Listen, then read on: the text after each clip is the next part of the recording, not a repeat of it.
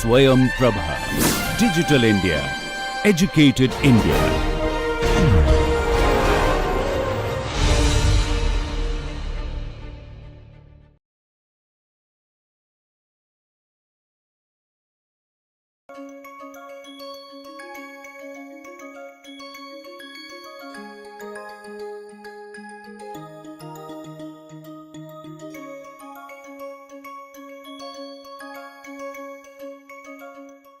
So, I hope you must have understood and you must have recognized the importance of having diversity at workplace.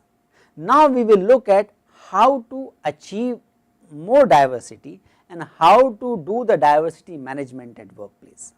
What do we mean by diversity management? Diversity management is defined as specific activities, programs, policies and any other formal process or efforts that is designed to promote the organizational culture change related to diversity. The example of diversity management initiatives are flexible working arrangements, promoting work-life balance initiatives, education and training program to raise the cultural awareness, equal opportunity policies for different groups of the society. There are three predominant approaches towards diversity management. First is strategic diversity management, second is work-life balance related diversity management and third is social justice related diversity management. Strategic diversity management is about valuing diversity for competitiveness and it is about cultural awareness for workforce integration and bonding.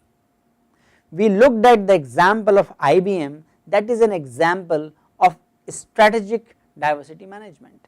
Work-life balance related diversity management, that is about giving flexi time, encouraging diverse thinking to foster innovation and creativity. We looked at the example of Godrej, Zomato, these are the examples of work-life balance related diversity management. Social justice related example, that is about going beyond the legal compliance and obligation to include people from the disadvantages or minority groups from the society in the workplace. Again Godrej, Tata organizations are proactive in ensuring the social justice and in that way they are promoting the diversity in management. Let us look at what is the situation in India.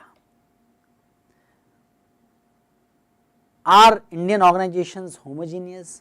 What is the perception of people from different groups about each other? So, there is a simple but very interesting study conducted and published in this Asia Pacific Management Review by Professor Kundu. The summary of the finding of his study is that male employee, so they conducted this cross sectional survey in large number of organizations, more than 1000 of the data they collected, and what they found is that male employees rated female employees consistently less qualified, less competent, less productive than females themselves rated. General category employees perceived that minority and socially disadvantaged employees were less competent and less productive. Almost all employees believed that minority, socially disadvantaged and disabled employees were provided with comparatively less organizational support in terms of working facilities, promotions and salary increases. Even females of the general category believed that they had less chance of receiving working facilities, promotions and salary increases than males from the general category. Further, each category of employees believed themselves to be more important than others. Females from all categories value diversity more highly than males. Females from general category and both males and females from minority, disabled and socially disadvantaged categories placed higher value on employers' efforts to promote diversity compared with general category males. So, these findings suggest that general category male look at, perceive their counterparts from the different categories as less competent, and people from other categories including female from general categories perceive themselves as disadvantaged groups.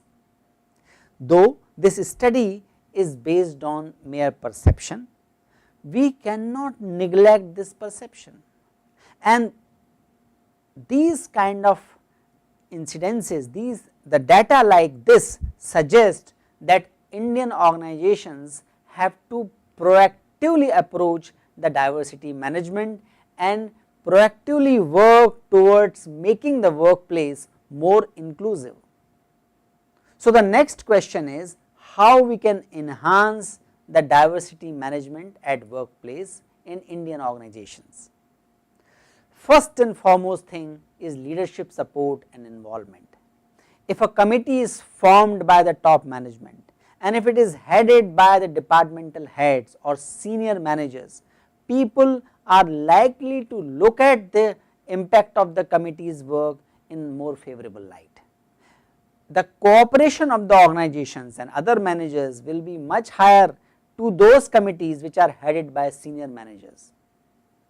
Diversity management can also be and has also to be promoted by various good HR processes in all HR functions like recruitment, performance management, training and development, salary and wage compensation, etc. There is a need to create a suitable working environment. There is a need to have in general the values, shared values and beliefs about respecting the people coming from different socio-economic and other backgrounds. Objectivity and effective communication is key to make performance management system fair, and only a performance management system which is based on the judicious combination of objective and subjective parameter gives the sense and perception of fairness amongst people, and fairness is the hallmark, the sense of fairness is the hallmark of good diversity management. Desirable behavior and undesirable behavior must be identified and explicitly communicated to the people in the organization. We need to specify what is the desirable behavior which promotes diversity, which nurtures diversity. We also need to identify what are the undesirable behavior, what is the undesirable language, what is the undesirable gestures or the decision making process which do not favor, which works against diversity management, and both of these behaviors must be popularized in the organization.